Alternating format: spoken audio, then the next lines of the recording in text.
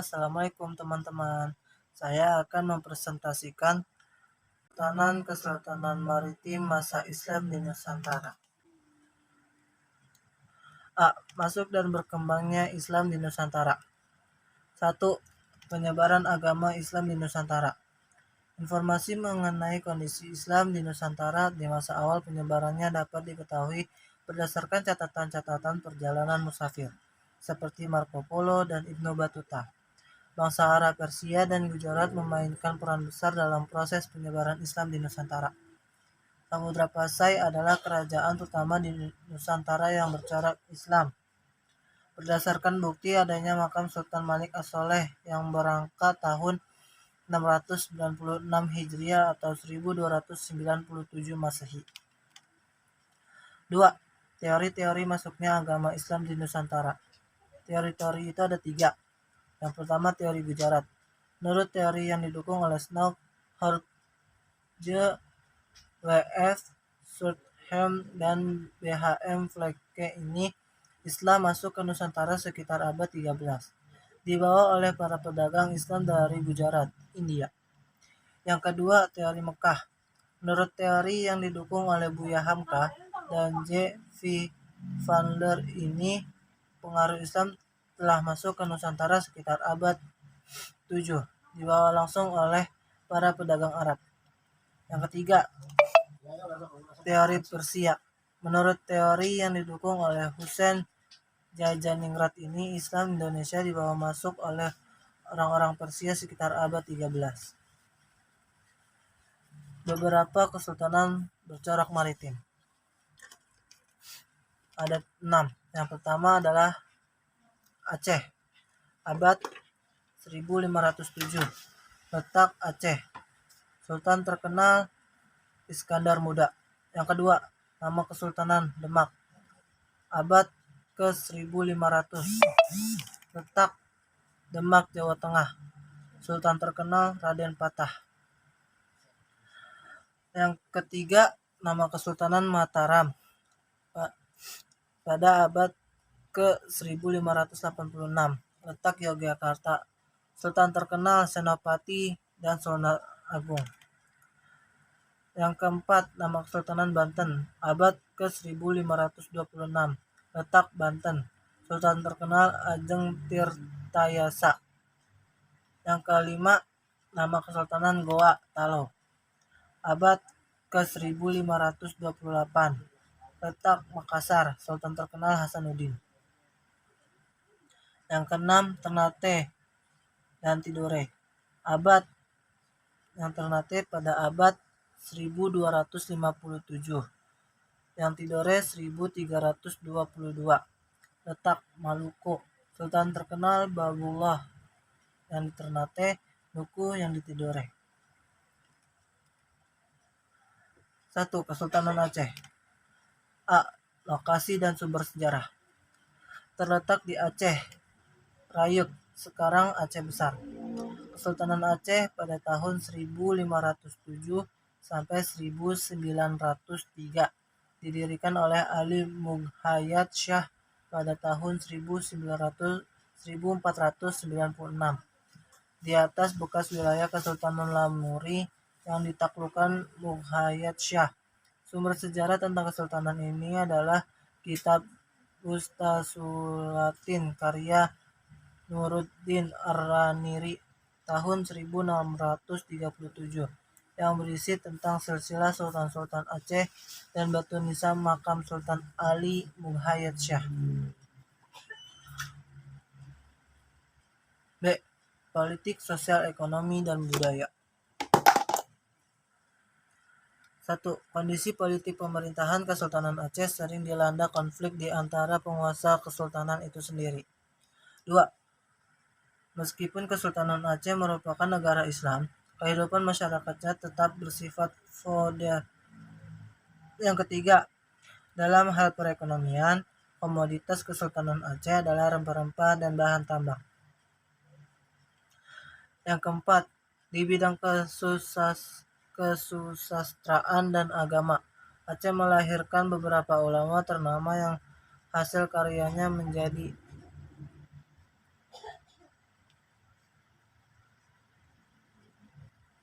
2. Kesultanan Demak. A. Lokasi dan sumber sejarah. Terletak di Demak, Jawa Tengah. Kesultanan Demak pada tahun 1500 sampai 1568 merupakan kesultanan Islam pertama di pantai utara Jawa. 2. Sebelum menjadi kesultanan, Demak merupakan kadipaten dari kerajaan Majapahit dengan Raden Patah sebagai adipatinya sejak 1478. Yang ketiga, Raden Patah jugalah perintis sekaligus peletak dasar kesultanan ini sejak tahun 1478 itu. Yang keempat, kesultanan ini merupakan pelopor penyebaran agama Islam di Jawa dan Nusantara umumnya. B. Kondisi politik, sosial, ekonomi, dan kebudayaan. Demak mencapai puncak kejayaan di masa Sultan Trenggana pada tahun 1521 sampai 1546. Trenggana berjasa atas penyebaran Islam di wilayah kekuasaannya di sebagian Jawa Timur dan Jawa Barat serta seluruh Jawa Tengah. 1. Masyarakat Demak menjalankan kehidupannya dengan berpedoman pada ajaran Islam. 2. Kaum ulama menempati posisi terhormat dalam masyarakat dan pemerintahan Kerajaan Demak. 3. Demak merupakan kesultanan yang makmur, pertaniannya menghasilkan beras yang berlimpah. 4. Raden Patah juga terkenal sebagai orang yang mencintai kesenian, terutama wayang. 3. Kesultanan Banten. Lokasi dan sumber sejarah. Terletak wilayah barat Pulau Jawa sampai ke Lampung di Sumatera. Kesultanan Banten menjadi urat nadi pelayaran dan perdagangan yang melalui Samudra Hindia. Sumber sejarahnya itu ada 2. Yang pertama, Wahanten Girang dalam naskah Carita Parahyangan. Yang kedua, Mendanggili dalam Tambu Tulang Bawang dan Primbon Bayah. Kondisi politik, sosial, ekonomi, dan budaya. Yang pertama, Banten mencapai kejayaan di bawah pemerintahan Sultan Agung Tritayasa. Sultan Ajeng Tritayasa. Yang kedua, Banten semakin mengembangkan perdagangan dengan melakukan monopoli di atas lada di Lampung. Yang ketiga, beberapa tradisi yang ada di Banten dipengaruhi oleh perkembangan Islam di masyarakat. Misalnya pada kesenian bela diri Debus.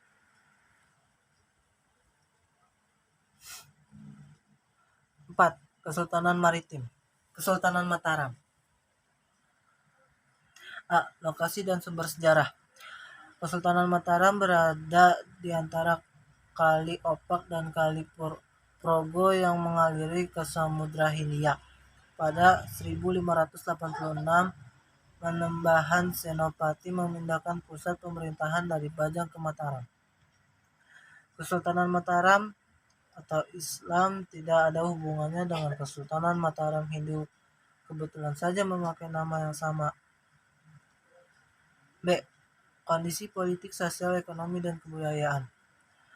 Yang pertama, pada tahun 1625, hampir seluruh Jawa berada di bawah kekuasaan Mataram. Yang kedua, struktur masyarakat terbagi menjadi golongan raja, golongan elit, golongan non-elit, dan hamba sahaya. Yang ketiga, kegiatan perekonomian yang diterapkan oleh Sultan Agung bercorak agraris dan maritim.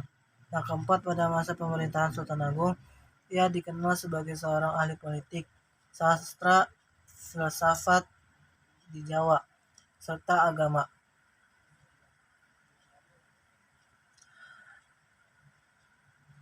A. Lokasi dan sumber sejarah. Letak Kesultanan Ternate secara geografis berada di Kepulauan Maluku antara Sulawesi dan Papua. Letak tersebut sangat strategis dan penting dalam dunia perdagangan di masa itu. B. Kondisi politik, sosial, ekonomi, dan kebudayaannya. Yang pertama, Kesultanan Ternate mengalami kemajuan baik di bidang politik, ekonomi, dan perdagangan pada masa Hairun. 2.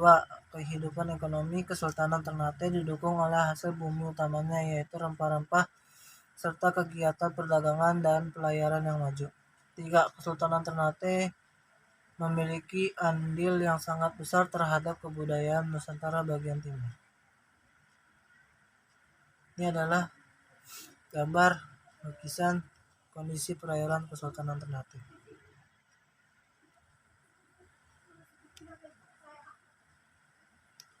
Yang keenam adalah Kesultanan Tidore. Lokasi dan sumber sejarah. Lokasi dan sumber sejarah. Secara geografis, Kesultanan Tidore terletak Kepulauan Maluku antara Sulawesi dan Papua. Menurut sejarawan Belanda F.S.A. de Klerk pada tahun 1334, Tidore dipimpin oleh seseorang yang bernama Hasan Shah. Namun bukan pertama-tama karena letaknya yang strategis yang membuat kedua kesultanan ini begitu penting dalam kancah aktivitas dan lalu lintas perdagangan masa itu, melainkan karena posisinya sebagai penghasil rempah-rempah terbesar, terutama cengkeh dan palak, sehingga dijuluki Spice Islands atau Kepulauan Rempah-Rempah. Kondisi politik, sosial, ekonomi, dan kebudayaan di Kesultanan Tidore. Tidore merupakan kesultanan yang berada di wilayah bagian timur Nusantara dan merupakan penghasil rempah-rempah di dunia. Sumber rempah Kesultanan Tidore ada di beberapa daerah Maluku. Terdapat istana Sultan Tidore yang disebut sebagai Kedaton Ki dan terdapat benteng Portugis seperti Benteng Tohula dan Benteng Torre. Yang ketujuh, lokasi yang ketujuh adalah Kesultanan Goa Talo. Lokasi dan sumber sejarah. Pusat pemerintahan Kesultanan Goa Talo berada di Makassar. Kesultanan Goa dan Talo sering disebut sebagai Kesultanan Makassar. Wilayah kesultanan ini sekarang berada di bawah Kabupaten Goa dan sekitarnya. B. Kondisi sosial, ekonomi, dan kebudayaan Kesultanan Goa Talo. Yang pertama, Sultan Hasanuddin menjadi hubungan baik dengan Portugis disebabkan karena ancaman VOC yang hendak memonopoli perdagangan rempah-rempah di Maluku. Yang kedua, dalam kehidupan sehari-hari, masyarakat Makassar sangat terkait dengan norma adat yang mereka anggap sakral. Yang ketiga, Kesultanan Goa Talo kaya akan beras, daging, dan kapur barus hitam. Yang keempat, hasil kebudayaannya yang terkenal adalah perahu pinisi. C.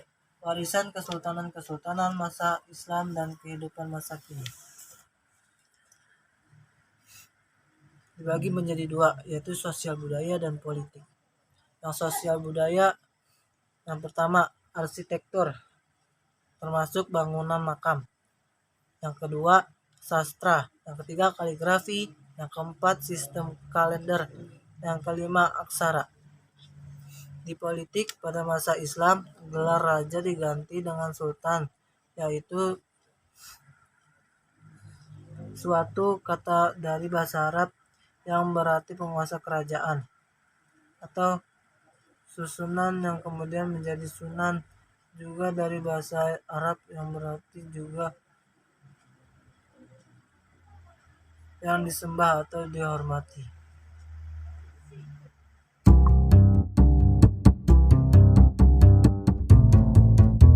Saya akan menjelaskan tentang kerajaan maritim.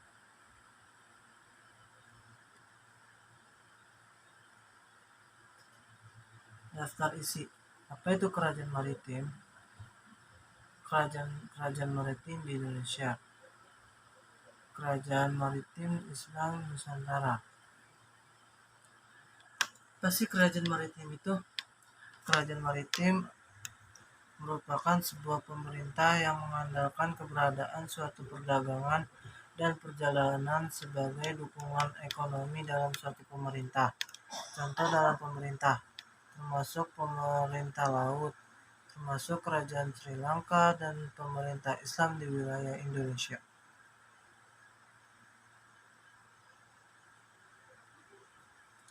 Dalam kerajaan Sriwijaya dapat digambarkan untuk kerajaan laut, karena adanya dalam mengontrol sebuah pelayaran dan perdagangan di Semenanjung Malaya, Selat Malaka, dan Selat Sunda.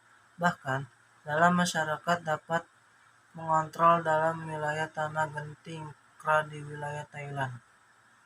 Kerajaan-kerajaan maritim di Indonesia. Dalam sebuah kerajaan Nusantara telah memiliki sebuah bentuk pada abad kedua Masehi dan jumlah mereka cukup besar. Kerajaan-kerajaan ini adalah kerajaan besar atau kecil yang berasal dari negara-negara Jawa, Sulawesi, Maluku, Kalimantan, Sumatera, dan Bali. Berdasarkan sebuah bukti sejarah, Nusantara memiliki suatu budaya laut yang sangat kuat. Faktanya, ada 7 wilayah luar biasa di antara wilayah kepulauan yang berkembang dan makmur. Di antaranya adalah sebagai berikut. 1.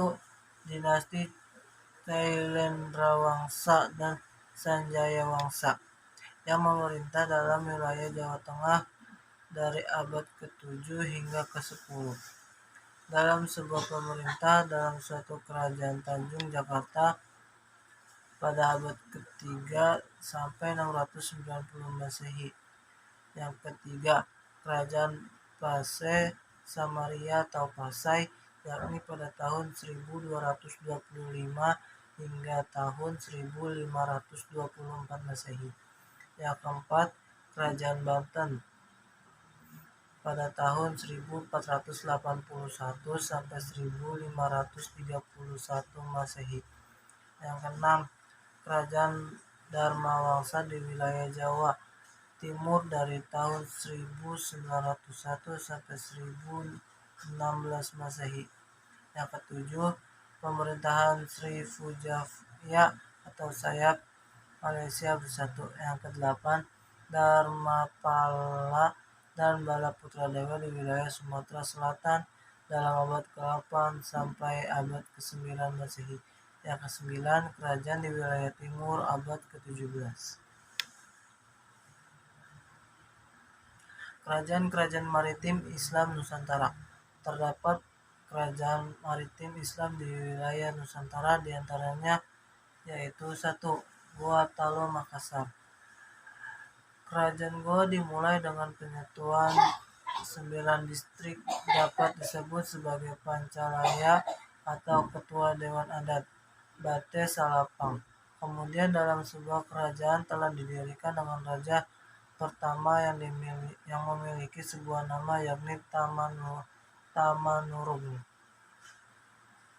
Islam telah memasuki Goa dalam sebuah masa pemerintahan Raja Goa 10 Kareng Tunipalangga Kulaweng. 2. Samudra Pasai. Pulau Sabang terletak di wilayah Aceh. Situs dalam sebuah kerajaan Islam pertama di kepulauan itu. Kerajaan itu disebut sebagai Samudra Pasai. Samudra Pasai yang terletak di pantai timur sekitar abad ke-13 menjadi kerajaan laut karena didukung oleh strategi wilayah Selat Malaka. Ternyata bukan hanya Sriwijaya yang merupakan pusat pembelajaran agama Buddha. Samudra Pasai juga merupakan pusat studi Islam di wilayah Asia Tenggara pada awal abad ke-14. Elit dalam suatu kerajaan telah menjadikan sebuah lingkungan kerajaan sebagai tempat diskusi ulama dengan antara ulama dan para elit. Yang ketiga, Aceh Darussalam. Selain Samudra Pasai, ada kerajaan lain di wilayah Aceh. Namanya adalah Aceh Darussalam yang telah didirikan pada abad ke-16 oleh Sultan Ali Muhayyad Shah. Dari suatu pusat kerajaannya berada di ujung utara Sumatera, wilayah metropolitan Aceh saat ini. Kerajaan Aceh telah menjadi kerajaan besar sejak Portugis telah menguasai Malaka, serta begitu banyak dalam suatu perdagangan Muslim pindah ke Aceh. Portugis merasa senang dan kemudian mencoba menaklukkan Aceh. Upaya mereka gagal pada tahun 1521 karena ia bergabung dengan Sultan Ali Muhayyad Shah. Pada awal 1524, Angkatan Bersenjata Aceh berhasil mengendalikan Samudra Pasai. 4. Demak. Demak yakni telah berdiri pada abad ke-15 dan telah menguasai seluruh pantai utara Jawa. Demak mengambil keuntungan dari penurunan Majapahit untuk memutuskan wilayah pesisir Majapahit dan bergabung dengan Demak. Portugis yang memerintah Malaka sejak 1511 merupakan ancaman bagi perkembangan di wilayah Demak. Demak kemudian meluas ke Selat Malaka yang dipimpin oleh Adipati Unus atau Pangeran Sabranglor dalam tahun 1512 hingga tahun 513. 5. Ternate. Ternate memiliki sebuah di sebelah utara Tidore dan barat. Halmahera ketika Ternate menjadi sebuah kerajaan Islam di daerah Ambon Utara. Ternate menyediakan anyelir untuk pedagang dari Jawa, Melayu, Makassar, Banten, dan Bugis. Di Ternate terjadi adanya sebuah pertempuran terhadap Kesultanan Tidore. Ternate telah memimpin Uli V yakni sebagai bersaing dengan Tidore yang telah memimpin terhadap Uli Siwa. Adanya persaingan yang ketat ketika Spanyol dan berjuang untuk rempah-rempah. 6. Banten. Di ujung barat pulau Jawa pada sekitar tahun 1552, Kerajaan Banten telah didirikan. Wilayahnya meliputi Kerajaan Sumatera Selatan, Jawa Barat, Kalimantan Barat, dan Lampung. Munculnya pada suatu kerajaan ini terkait dengan pengaruh Demak. Assalamualaikum warahmatullahi wabarakatuh.